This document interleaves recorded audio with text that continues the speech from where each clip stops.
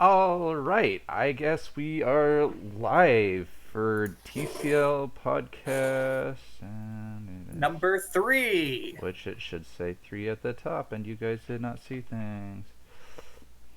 Yeah. All At right, its regular time, which I definitely remembered changed because daylight saving times exists. this is the time that it will be going forward because this is what works schedule-wise. No, because we're being friendly to Europeans.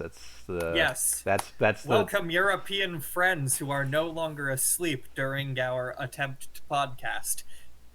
This um, will be its time, at least until we hit the next daylight saving time, where we will probably forget yet again that daylight saving time does not apply to universal coordinated So time. we have two things that we want to talk about today. Well, really one thing and a brief overview. There was a so we'll just quick talk through the tournament really briefly, as mostly we want to spend this time talking about something I think everybody's excited for is the battle pass that just came out, and it's gonna take us at least the whole time to get through that. Um, We might have some thoughts. yeah. All right. So, with the tournament, I think the most important thing, Cat's back, and he actually went into the losers bracket and came back and killed everybody and made it look really easy in this second series. Which the Cat got an update on Catbot. I think the biggest Just take some debugging. just some debugging. I think the biggest takeaway is that we are seeing Rock Rivals continue to be way too good in the tournament scene while not showing up in ladder at all. So whatever happens with that, I think there's been times where Betadorf is under the impression that it's a weak card based on some communications I've seen from them on their back end decisions that fortunately didn't get pushed through. Uh, and so it's kind of weird to see a card like Rock Rivals be that 6 mana slot, and it's kind of doing what it's not quite as prevalent as when Shield Guard came out, and that was like, oh, everybody's running this card, but like there wasn't a deck without Shield Guard when Shield Guard was in the scene. But right now we're seeing a lot of Rock Rivals. Yeah, Rock Rivals, Demon Warrior not as common as it's been in past ones, still showing up a lot. Wolves still showing up a lot, but Wolves and Demon Warrior are common ladder picks. Yeah, I hope that Though, what. the latter is changing substantially thanks to the Battle Pass. All right, we're gonna get into this. Let's see how I set this up right away. Okay, that is not the screen I should be on. Yeah, we're gonna start with blacking that out. Okay, we're gonna start with the arena. This is part of the battle pass. Before we talk about any cards, we're gonna talk about some of the visuals. All right, so we got a new epic level arena. Like this is supposed to like the last cool arena that they released with the battle pass was in the Slither one, the pretty nice desert one that I still see a lot of people use, and so now we have the thematic Jade Spark Jungle Arena. I like it. Yeah, it's nice. I feel like, unfortunately, like with the Gold Vault Arena, anybody who's been around long enough to have that is still just going to use that all the time. Because how else are you supposed to flex on everybody if you're not using the Gold Vault? Yeah, I think that is definitely a thing. I think the arena looks nice. It is one of the more aesthetically appealing arenas, and I like that it fits well with the theme. Yeah, and that goes into this whole battle pass. I mean, if we're just gonna, we'll just leave this up since this is like a good screen for talking about the battle pass in general before we jump into stuff. Okay, so one of the big things is that this is like this Jade Spark Jungle theme is like what's going on now. I mean, I they're trying to do like this thematic tie of like the with the oh man, are we cutting out? Shit. Fuck. All right. They're doing the thematic ties on the Jade Spark Jungle and trying to tie it with adventures. So that's kind of like one of the key things is the Jade Spark jungle is under attack. Yeah, I like the theme. I I think the Zen Chi cards needed a bit more life to them. Um, just provide some more depth to a faction that otherwise didn't have a lot going on. I also do like that you're still getting a few Empyrean cards. I'd make some changes with the Empyrean cards, but I think overall I like the theme.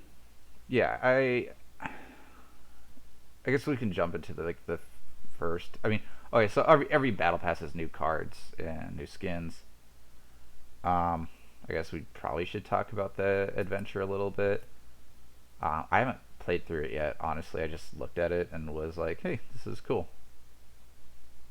Um, I do enjoy the adventures, what they're doing with this. It's kind of annoying that they're kind of expensive to get the extra content for it, and it doesn't feel like there's like a lot of unlocks behind it. So for new players who are just like worried about playing the game normally, it doesn't really seem like a big deal to get it. And I know they're trying to get ways Yeah. for you to spend money on the game, and I don't fault them for that. I mean, they got to make money somehow, but I feel a little weird about buying adventures. Like I mean,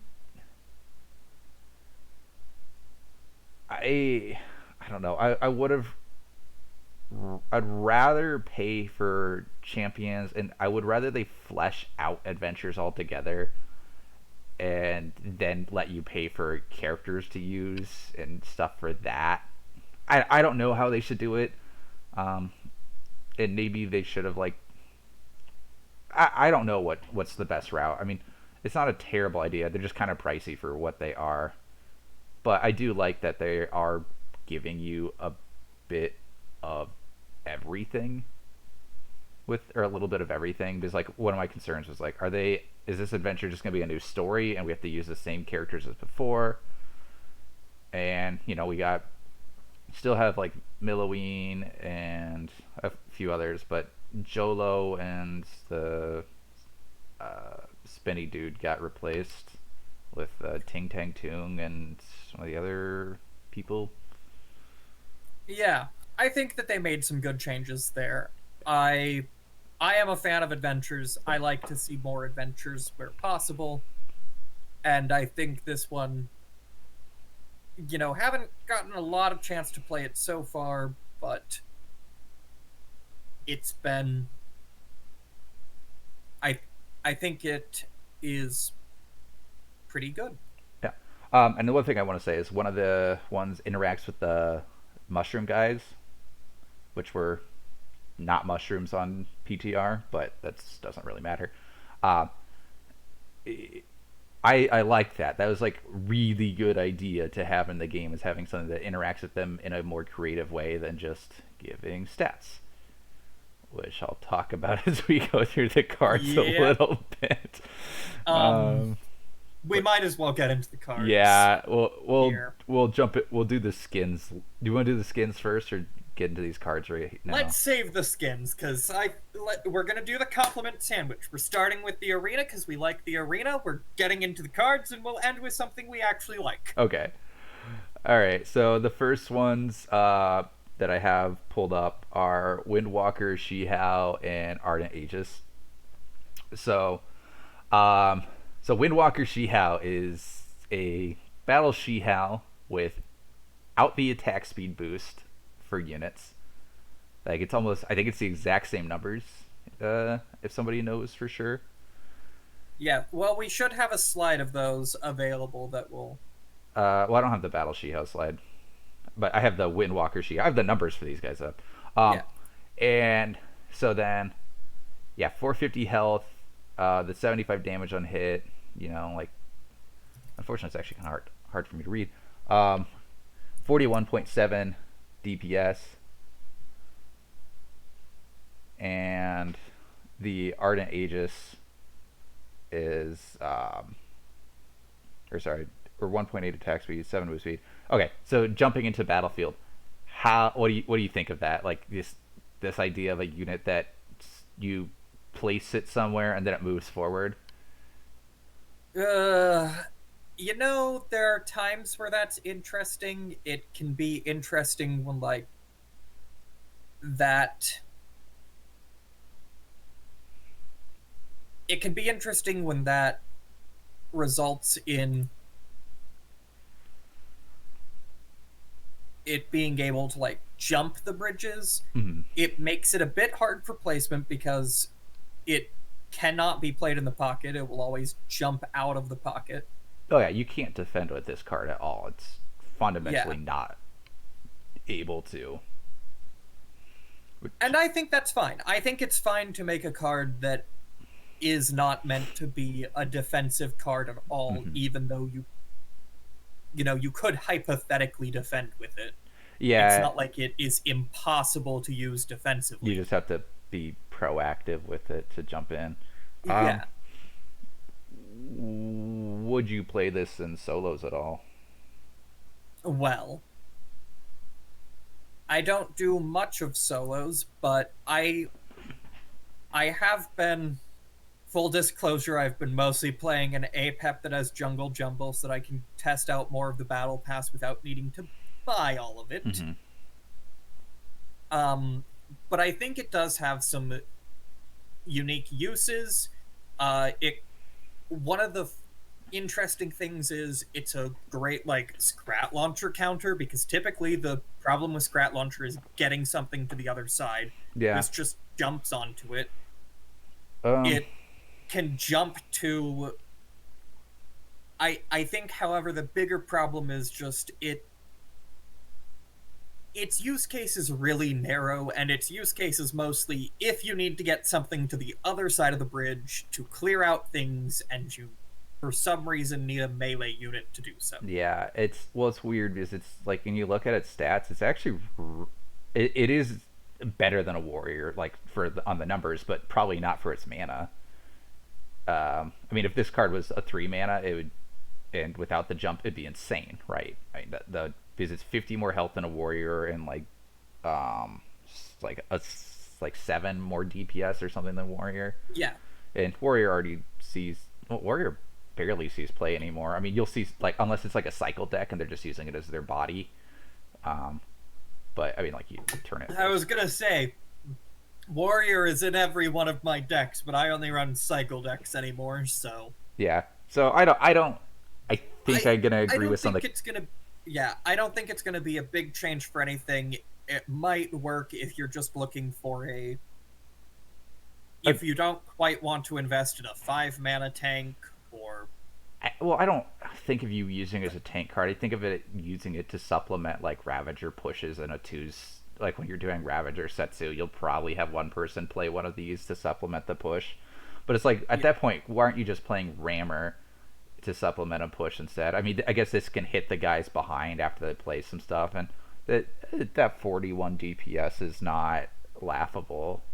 It will kill. It will be able to pick off quite a few units that are doing that. But I think honestly, you just want to get your damage out faster. So I usually supplement pushes with rammers after the push is established. But I've been playing with it. It didn't seem bad, but again, it's like really hard to gauge the strength of a card when you're doing twos. Like because yeah, it's like what I'm playing with like you or Croaker X, and where it's like okay, so I'm playing with Grandmaster upper crust players again in Gold Elo. Like it doesn't feel like I'm getting a great gauge on the strength of this one, but I don't know. It didn't like outright seem ridiculous to me. And all right, let's jump to this next one. yeah. Ardent Aegis. So after Cool. 5 seconds, summon 2 Legionnaires and a crossbow dude on a friendly minion. So it's got the Empyrean Army thing, so it'll also heal the minion for 200 health. I'm assuming if you're playing this, you're playing it with Empyrean Army. Empyrean Army is supposed to be a restriction, but there's so many Empyrean Army cards that it's not. Let's just be honest. It's Yeah. oh, it's 4 mana. I Sorry. Uh, My issue with this card is that it, like a lot of the Empyrean faction cards, the Empyrean army is never a like you always have Empyrean army. You should, and the balance of cards should just consider it a given that if you have an Empyrean army on a card, the Empyrean army is active all the time. just want to quick clarify that this is actually a 4 mana card. The image is wrong. It's 4 mana on live. This was pulled from their initial showing of it on the website. Yeah, I think Empyrean Army is probably my least favorite of the factional buffs. Revelry. Why? Isn't it super creative? No, and let me explain. Revelry, you actually have to like play other cards from that faction. Mm-hmm. Voidborn Wound has a trigger condition that you might not always be able to get. The various scrap mechanics, whether that be the scrap frenzy when you've got enough on the other side, Yeah, I or like that them one. like Jolos if all of your other cards are scrats, it kind of helps dictate the way you play. Zenshi Flow gives you a reason, it kind of dictates the order in which you're going to play certain cards, because you can't, you don't really want to run a deck that's just 10 Zenshi cards. What I want to add to the Zenshi Flow is that they never made it so important that you had to Zenshi Flow for the card to be useful. They just made it so... I think it's the only case it's like Zap Shrine where I think Zenshi Flow is actually necessary, and even then, I mean, Zap Shrine's just not enough use to even really care about that. The issue with the army is that it's so passive that that once you trigger it, well, you no longer have to worry about that at all. It's just a matter of having enough of those cards in your deck. And so basically when I look at Ardent Aegis, I see this as 4 mana, summon 2 Legionnaires, a crossbow dude, and heal a minion for 200 health. It's not even worth considering what if you don't have the triggers for it. Yeah. All right. So and I think at that is this card point, strong though? Like, it's hard to say. Because I think. Well, okay. 2 Legionnaires is 3 mana already. Yeah. I mean, I definitely think it would be worth the mana value. The problem I have is a lot of people are already used to answering a Legionnaire or 2 Legionnaires, because there was a while where, Legionnaires were just insanely strong. Mm-hmm. That, 2 Legionnaires and a crossbow dude, they're not going to be turning a lot of fights on their own. And if they're going to be turning fights, well, you probably could have turned that same fight with a fireball. I mean, okay, so what... But it is a 200 health heal. I mean, and I think what this card is really targeted at is the last set of Empyrean, because Empyrean has that weird split between units that are like big, bulky, like mountains of guys, and then they're like normal-sized humans, too. Which...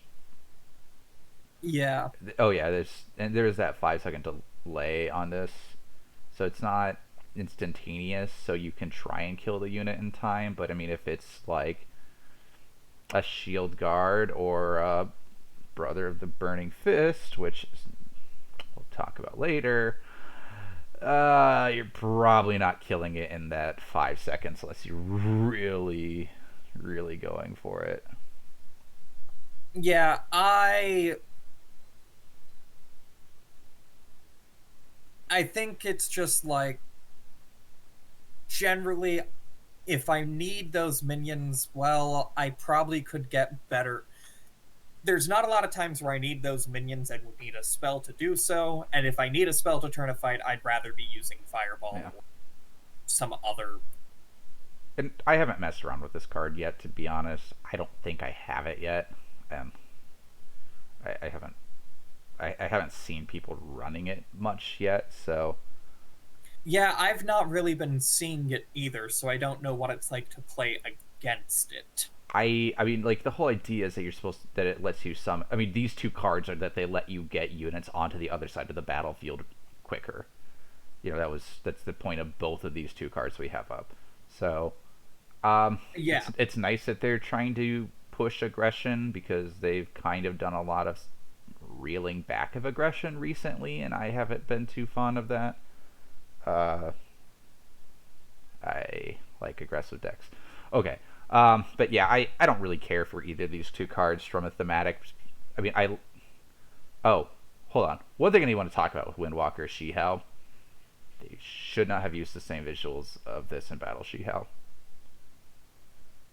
Yeah, it can be hard to distinguish. It looks the same to me. I mean, it looks like. Oh, it spawns two crossbow dudes too. Okay, I really wish I had the correct stuff. Thank you for the note, Salby. Um, yeah, so the Ardent Aegis spawns two crossbow dudes, so it's technically 5 mana worth of units for 4 mana, so it's And the heal. and the heal. So I mean, technically, it should theoretically be good. I mean, if you get I still think of it more as a get it on their side kind of card, but that delay is, yeah. All right, we're gonna jump on to the next stuff. Yeah. All right, so we got Shen's Shock Stick and Smite. So, okay. So, Shock Stick is. We'll start with that one. All right. It's weird. So the one card that interacts with the shrooms, like it's. Yeah. So we'll start with that one. I actually have a decent amount to say about Smite. But yeah, I also have a lot on Smite. The thing about Shen Shockstick, there's not a lot of times where I'm looking like, I really wish I could cast 3 Shock Rocks on this. oh, you can cast up to 4. Yeah, but like, there are some times where I'd like to get that second one to actually kill a unit. Mm-hmm. But like, there's almost never that I'm like, if only I could have 4 Shock Rocks here. I guess it's 3 mana though. I mean, actually, like when you think about it, you run Shock Rock at 2 mana. This is 3 mana. Yeah. And I agree. It's probably going to be more efficient than Shock Rock if you're actually trying to make use of it. The problem is, why would you be trying to make use of this rather than just, like, using Shock Rock? Because Shock Rock is, in most cases, going to accomplish what you want anyway. Yeah, it's kind of weird. Like, mentally, like, I see this and I'm like, from the numbers perspective, I see why this should be useful, but I just, like, can't get myself to want to use it.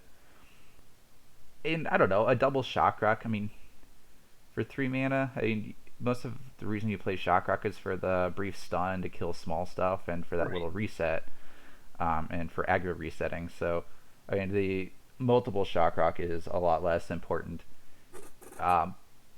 So, I guess this is something I haven't really been clear on. It comes out at the same speed though, right?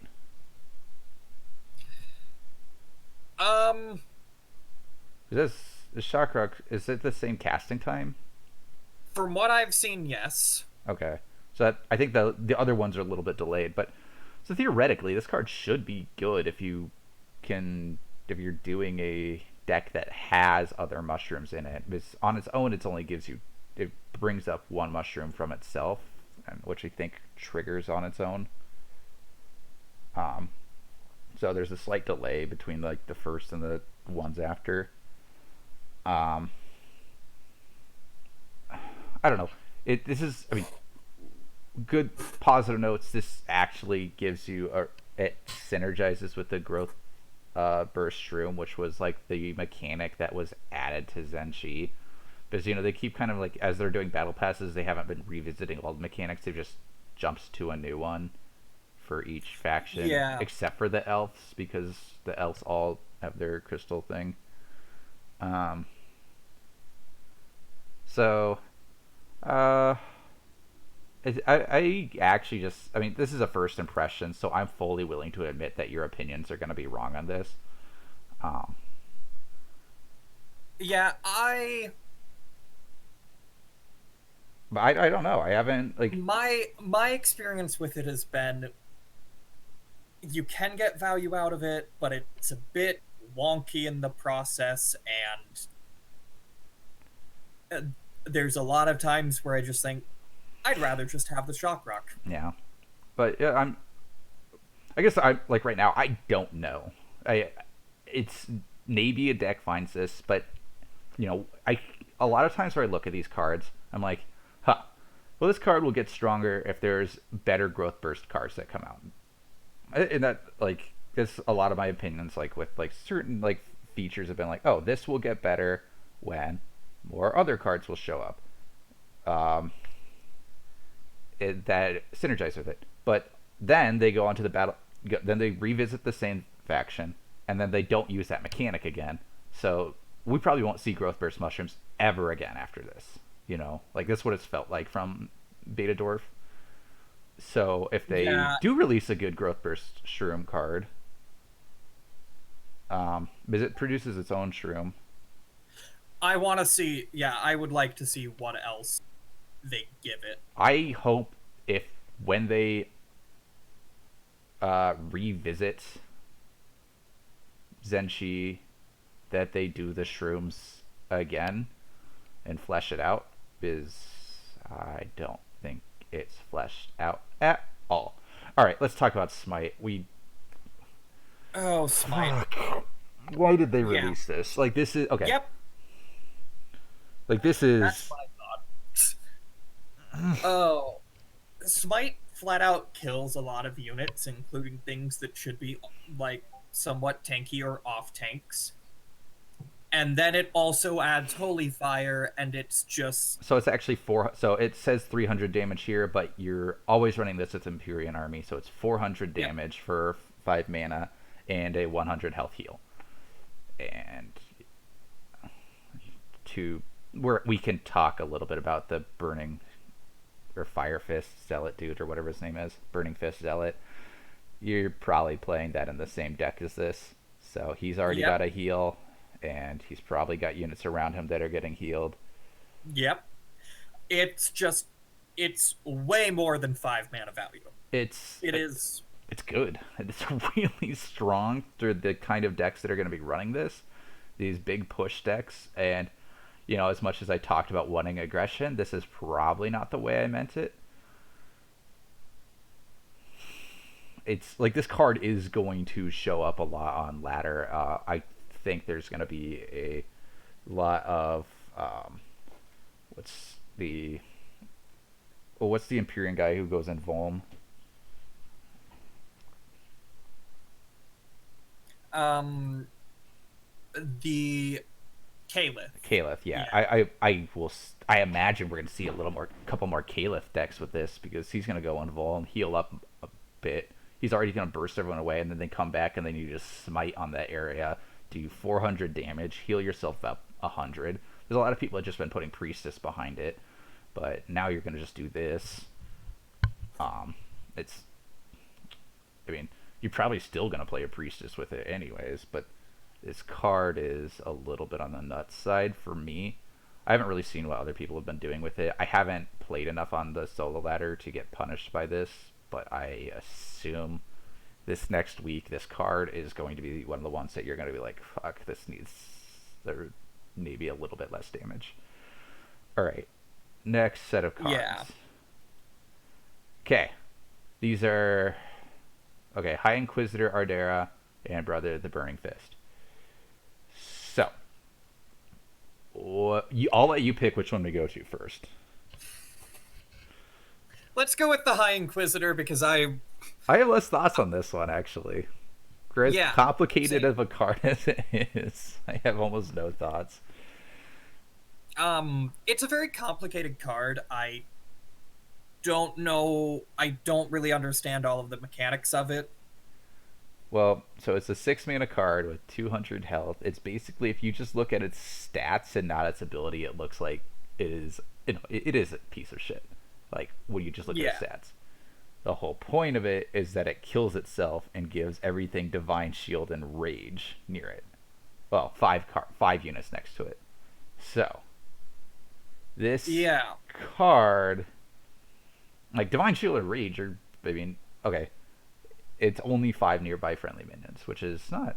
I mean, I guess realistically, depending on what the units are, I mean, if it's like a cleaver and a whirly scrat or something like that, just giving those 2 units rage alone is pretty good. But I mean, it's 2 mana to give rage to that if you just throw the potion out or whatever.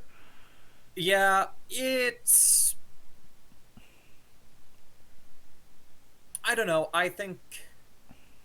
It's in that 6 mana slot where 6 mana is.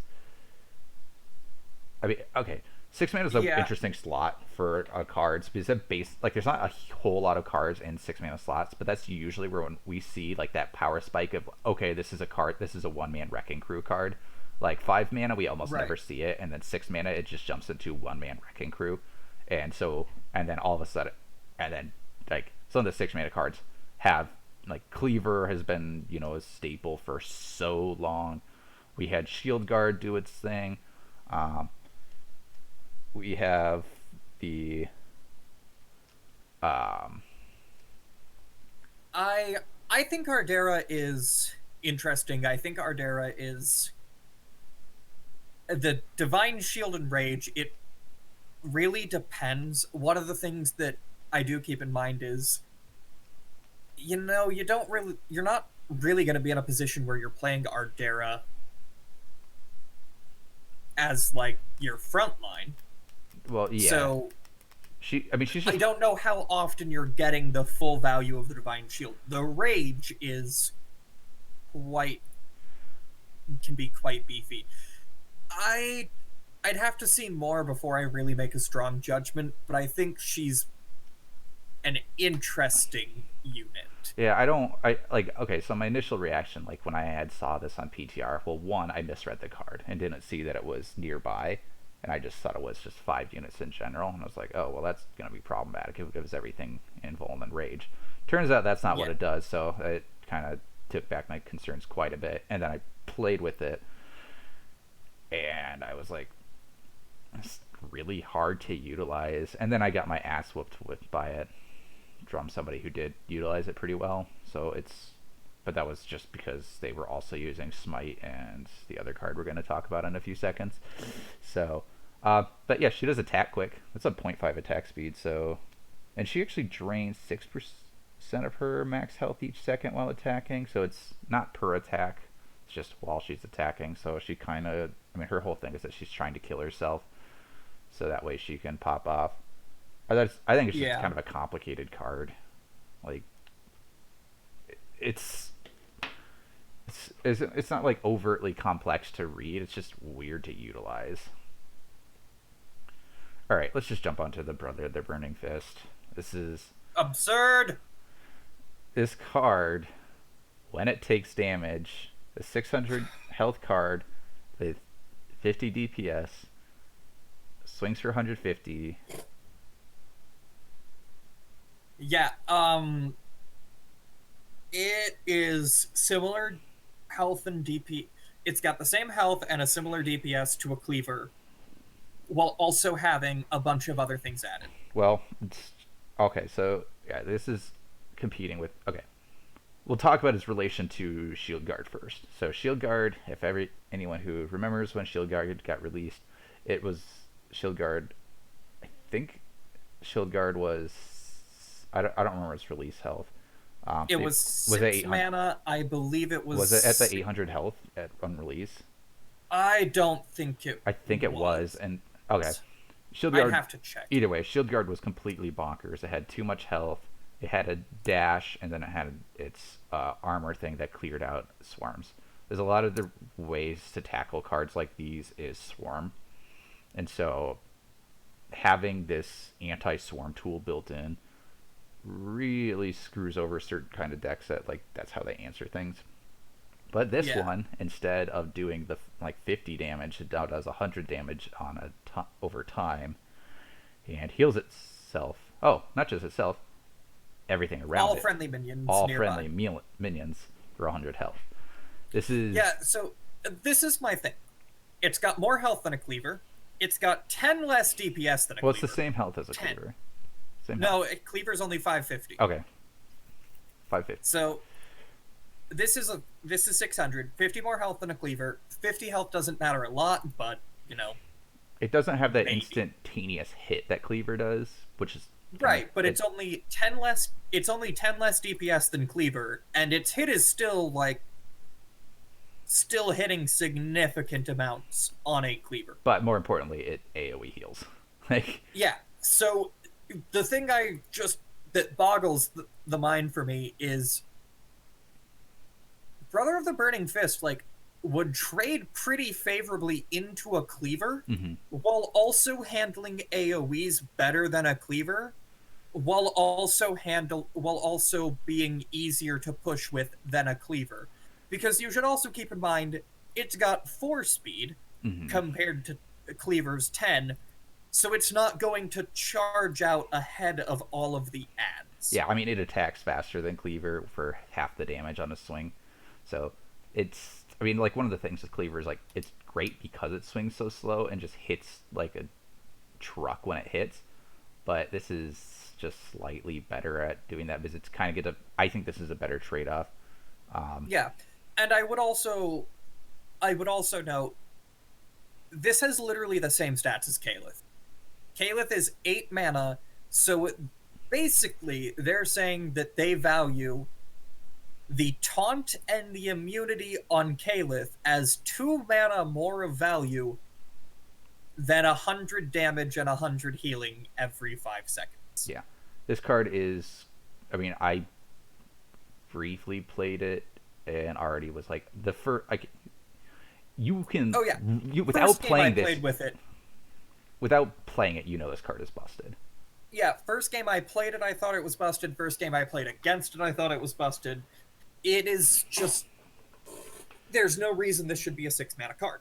This is going to be No one of those, reason. but like, if you bring it to 7, it's unplayable. Which is hilarious. Like, it's such a weird threshold because Shield Guard was busted at 6 mana, unplayable at 7. Like, I think this would still be perfectly fine at 7 mana. I think at 7 mana this would not be a good card necessarily, but I think it'd be playable. either way, And is And I think that at 7 mana you'd only need to change it slightly to make it actually be competing for a spot. yeah. I mean, I think a lot of decks that, I mean, it's still hard to say if people are going to drop Rock Rivals altogether for this. I don't think they'll drop Rock Rivals because I think Rock Rivals Rock Rivals provides Rock Rivals just is kind of a different niche, I think. Just that taunt. Yeah, I think the taunt, Rock Rivals is mostly giant health that you have to answer or it will kill you. This you do have to answer or it will kill you, but it's not really the giant health. This is also half the DPS of Rock Rivals. Yeah. But that heal, this is way better for supporting grouped pushes. But with the Rock Rivals aimbot combo going around, you'll see this in tournaments, and this will just be an alternative way to set up your deck versus the Rock Rivals aimbot setup. Yeah. All right. I think this will be seen a lot in tournament play, and this will get nerfed. I don't envy the people that have to face it in tournament play. Oh man, we're not good. Ting Ting Tung and Jade Flingers. So this is pretty easy to cover. Jade Flingers. So Jade Flingers are basically Plasma Marine light, but they give you a shroom. They have more health than Plasma Marines. They hit for less than Plasma Marines. They have 2 less range than Plasma Marines. So they're kind of like your Zenshi deck version of Plasma Marines. So we might as well talk about the Growth Shroom because that's the whole point of this card. That gives you Yeah. 25% health and 25% damage on a unit. And considering people are playing Rock Rivals, I wonder if this card will see play purely to up the DPS and health of a Blue Golem. I mean, 25% health on that from 700. That's a decent buff. I mean, that's over 100 health added to it for, like, I, people are playing spirits for stuff like that. It's almost 200. Yeah. It's almost the whole spirit added to a Blue Golem. And It is a lot. I think I probably, and the other card that's been seeing a lot of play is Tranquil Shihao. You don't have to do any effort to play around this as long as this card is when this card hits your hand that the Growth Stream shows up. So I think this will be used in conjunction with either the Tranquil Shihao that's really popular recently, as I think a few players like Deadshot and Cat have been taking advantage of it, especially with the Diona decks. So this might, for decks that don't really need Plasma Marines but kind of like it, this might fill in that same spot as long as they have a card that can take advantage of it, because you only need one Zenshi unit to be taking advantage of this. Problem is it kind of dictates where you're playing your card. It does a bit, but I think that ends up not mattering as much as one might hope. Yeah, it's not too bad. I guess it's not going to be a huge deal with. I mean, you're going to eventually get enough growth streams in your position that you'll get a buff. Yeah. I don't think this card's OP. I haven't seen enough No. growth. The Jade Flingers, I think, have been fine. When they do get that health buff from the Shroom, it can be significant, but I don't think it's... I haven't seen it be so impactful that I think Jade Flingers is necessarily a problem on its own. Yeah, and I'm totally willing to say that this one might become problematic, but not in comparison to the other two things that we talked about as problematic. No. I think this is not nearly at the level as some other cards. Yeah, and it's, as a card on its own, ignoring the growth stream, it's actually bad. So, like, it's just not that good out. I mean, it doesn't die to Daggerfall, so that's pretty cool. So it has that one threshold, so it's actually a ranged unit that doesn't die to that. So that's probably the only real thing I would want to mention about a reason you would bring this in over Plasma Marines, unless you're doing a Zenshi card like Tranquil or Rock Rivals. But I think we can talk about Ting Tang Toon. So this is one of the 3 legendaries in this set. We talked about the High Inquisitor. Ting Tang Toon does not feel like a legendary to me. No, I've played it quite a bit. It feels satisfying. Oh yeah, it's actually kind of a cool card. It's just... I really like the bounce mechanic. It just doesn't feel legendary. How is this the first time we've had a bounce mechanic like on an auto? I guess we've had Stormy, but we don't want to talk about Stormy. I think everybody low-key hates that card. But like this, I don't think it's very low-key. Okay, it's not very low-key at all. Everybody outright hates low-key, they hate that card. But Ting Tang 2 is like a reasonable bounce where it's half damage. It doesn't stun lock things, and so it bounces to do 50 damage. It's 360 health. It gets weaker as it takes damage, but since it's a ranged unit, it's not going to be super huge on that, and you're probably playing this as a supportive card. It's a lot of health for a ranged unit. It is a little odd. I don't really play all that much 5 mana ranged units other than aimbot. But it's interesting. I think for Ting Tang Tone, my main thing is this is an interesting card. I like the mechanics they're introducing. Don't necessarily like this implementation. I think the bounce mechanic is really interesting. I really like that the card gets weaker as you take out more health. We've seen a bit of that with like Reckonator, but Reckonator was always a you hit a health threshold, it changes entirely. I think this is Um, a cool thematic implementation of a card. yeah. Yeah, I really like the thematic implementation. I'd like to see more cards in this theme.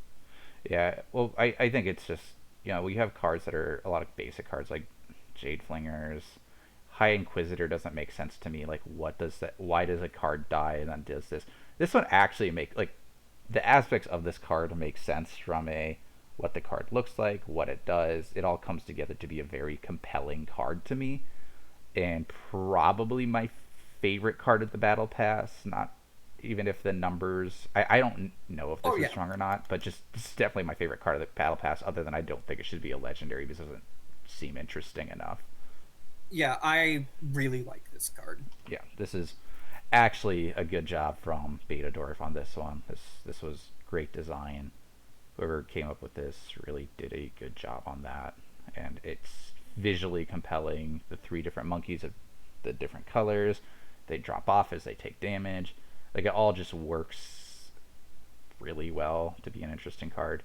I may have thought that it'd be cool if they could attack different targets rather than bouncing with the three monkeys. Would have been the only thing, but that wouldn't really work because of how um, the like low or how aggro works in the game anyways. So bouncing is kind of a good alternative to that.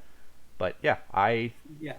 thought this was like the really good implementation from this battle pass as a card of like, oh, this adds something to the game. All right, we got one more set of cards to talk about. Jahoon and Jade Spark Watchers. Well, we'll talk about Jade Spark Watchers first because this is just two negative conversations going on. Yeah. Okay. So Jade Spark Walkthrough. I think it's interesting we're ending with these because I think it is the best and worst card of the set. From a design standpoint, or No, I think Jahoon is the worst card in the set. I think the Jade Sparks are very strong. I don't know if they're quite the strongest, just because Mister oh, Brother of Light there Burning is. Fist Zealot is definitely the best card in this set. Yeah, That's but I hands down. think this I think Burning is. Fist Zealot can kill this card on its own probably. Yeah. I'm pretty sure his AOE just kills him. Um, okay, so yeah, let's just talk about Jade Spark Watchers. I don't like this card. I don't like this. Not a Hey, fan. let's just group multiple units together from the set and then just dump mana to them. It's an 8 cost card. I don't necessarily like that in the 8 cost slot. I kind of like 8 costs to be a little more compelling than this. This is a boring card to me. Like, that's really what I want to talk about. This is just boring. You get 2 growth burst mushrooms, which I don't really have a way to evaluate their mana cost. This card is obviously a get discounted value. People are going to play this in their high cost decks. I could see this showing up in ritual decks because it's another finally it's fairly aggressive. Yeah.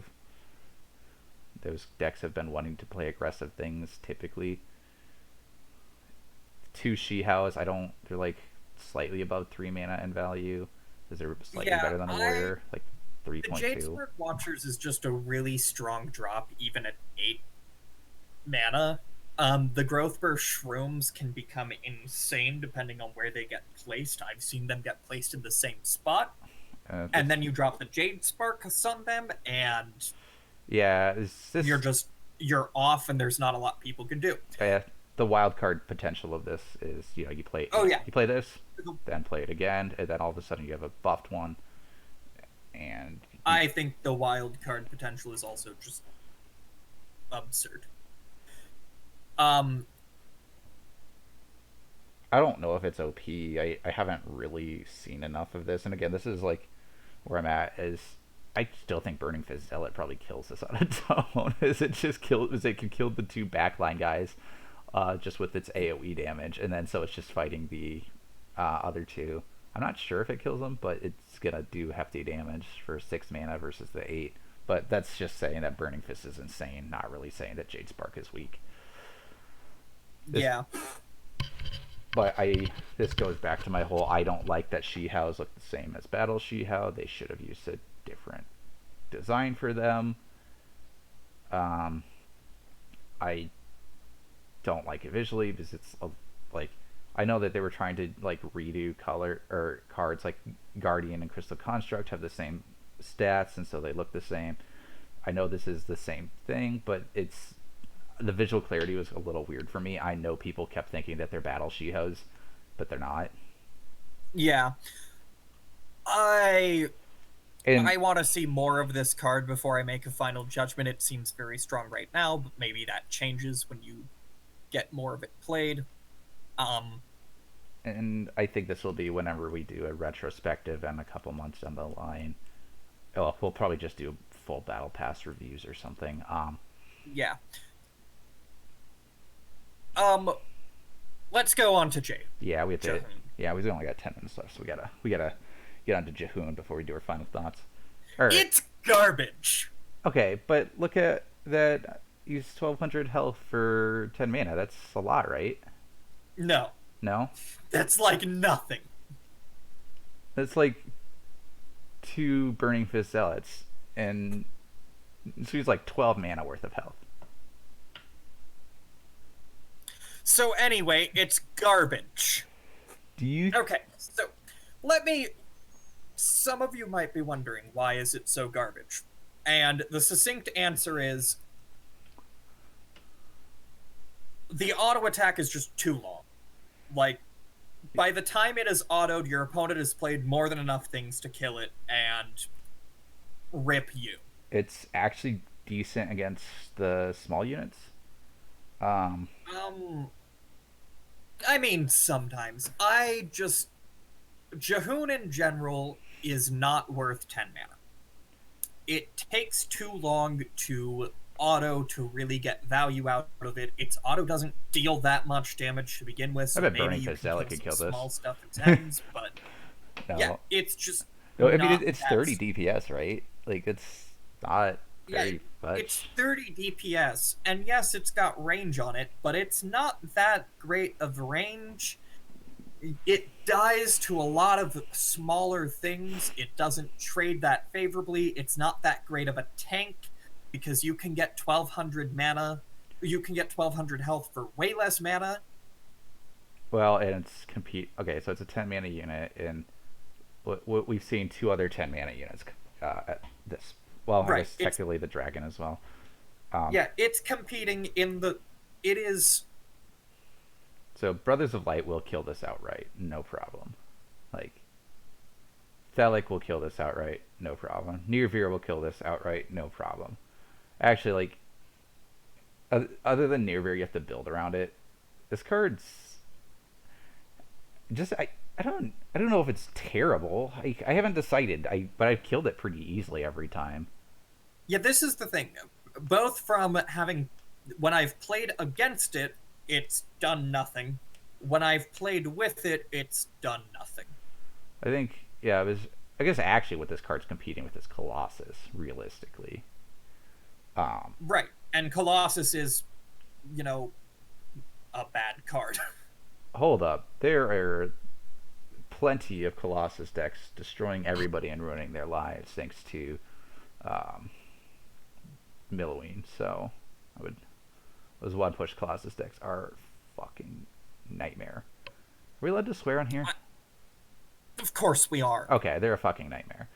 But this card will. You think I would be on a podcast where I can't swear? But yeah, this card is not as good as Colossus. I would. No. If Colossus was 10 mana, I'd still play Colossus over this, and that's actually really all I have to say regarding this card.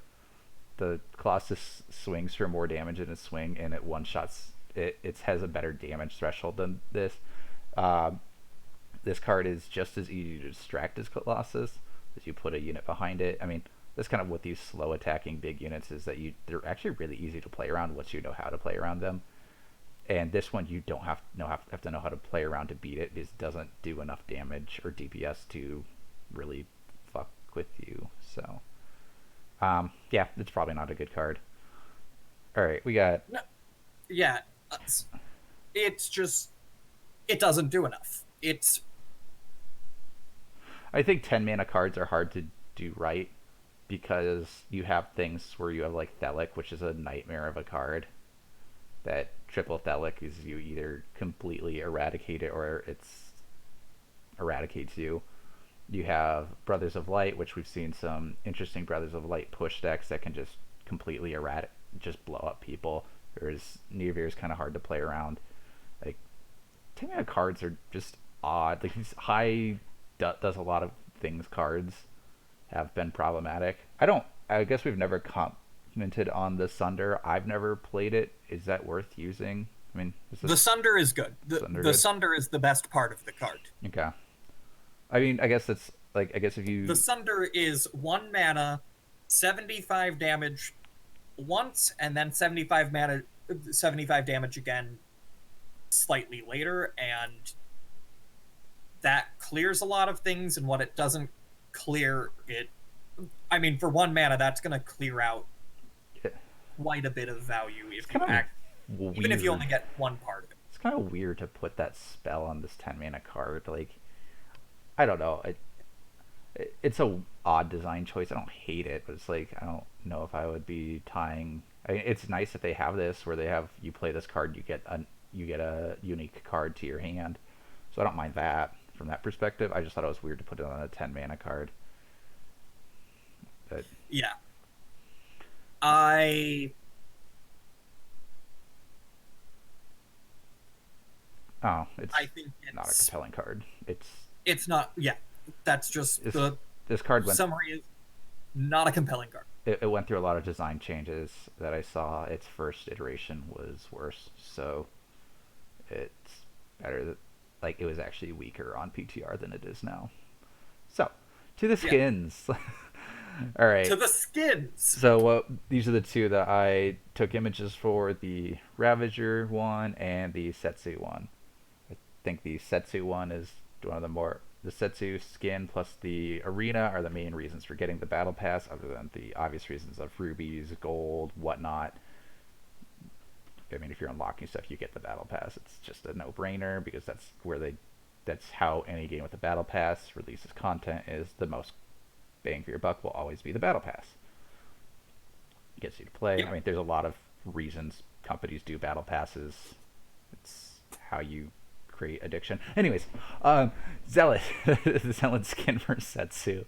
I like it, but I like it. It's never gonna replace Pink Setsu for me. Yeah, given that Pink Setsu exists, that's always gonna be my one true love. But this actually looks pretty cool. I like that it again, Setsu kind of has a 40k vibe to me.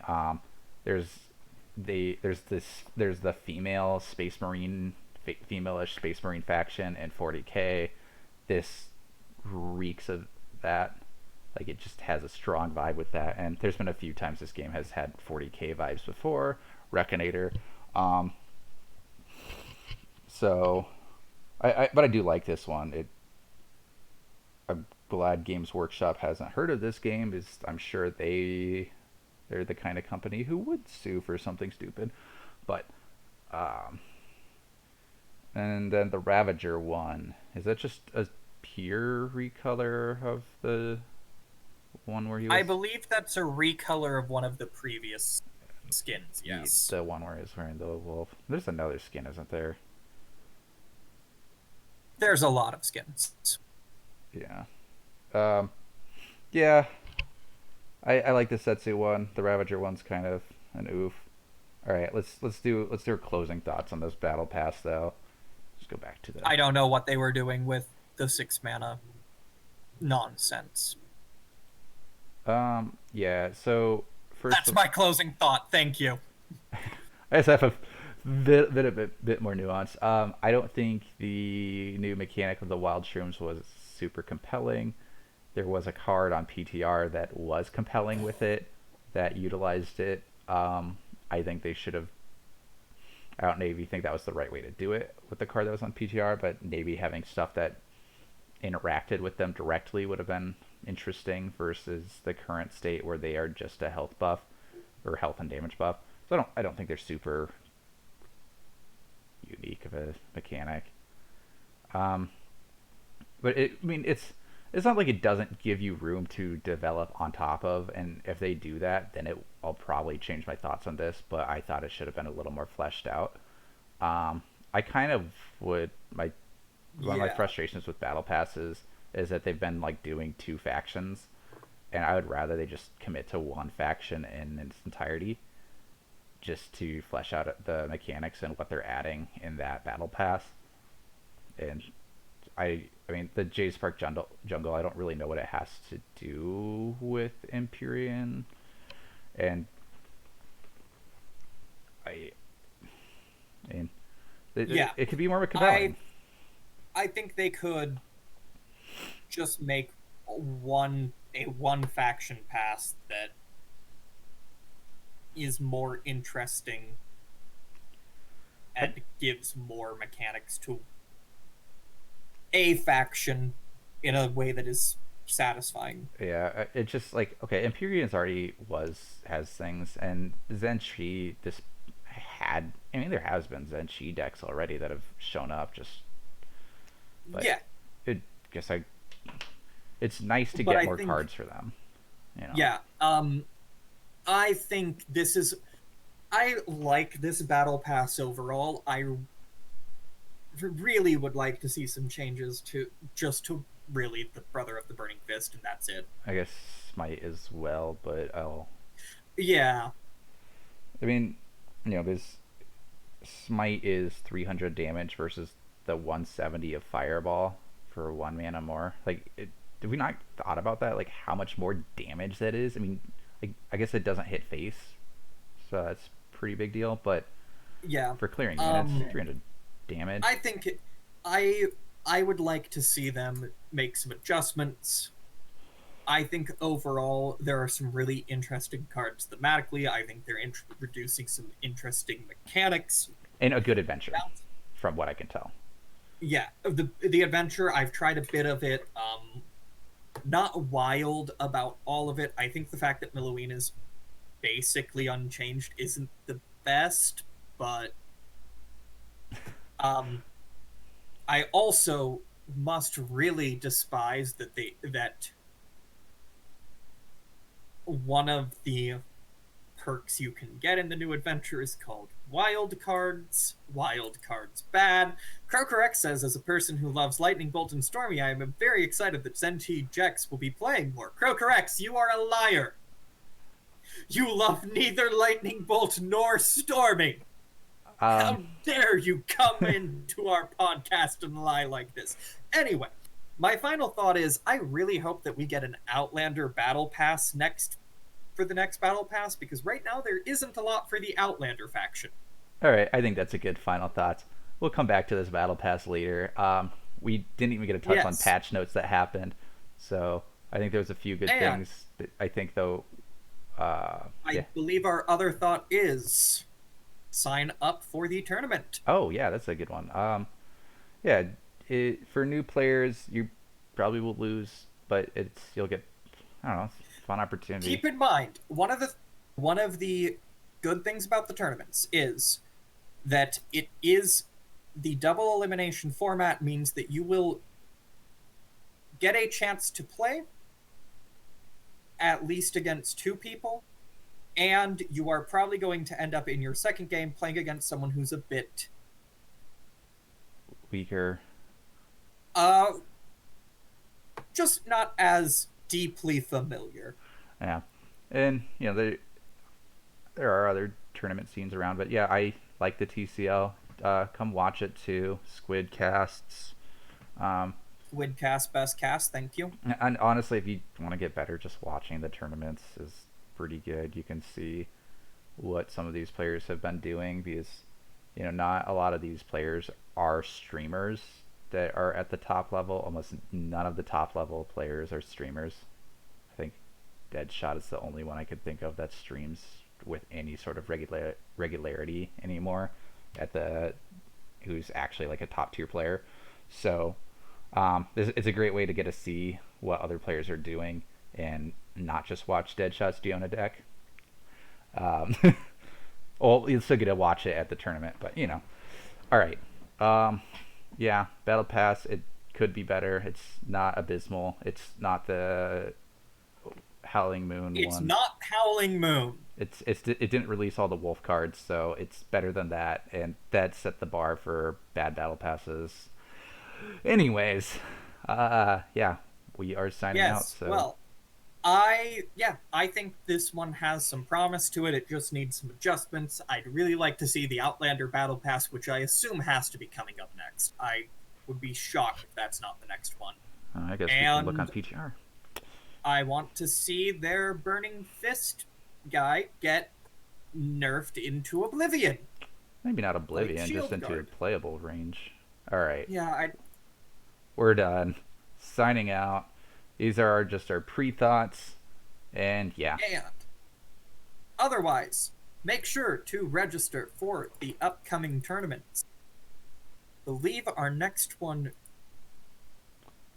Croker X says, Crystal and Wolves next. Croker X, I will ban you. Also, scroll down if you're on the channel and join the Discord for this. You'll get updates on when Yes. tournaments are, when I will. we do this show. Let me check quickly. I want to make sure. I believe our next one is another. We have another Volco Cup coming up, but don't want people yet. It looks like our next Volco Cup is on the 14th, so that will be next Saturday, Volco Cup 8. All right. So, yes. Sign up, and we'll see you Sign in up. 2 weeks. And stop encouraging Beta Dwarf to do crystals and wolves and lightning bolt. All right.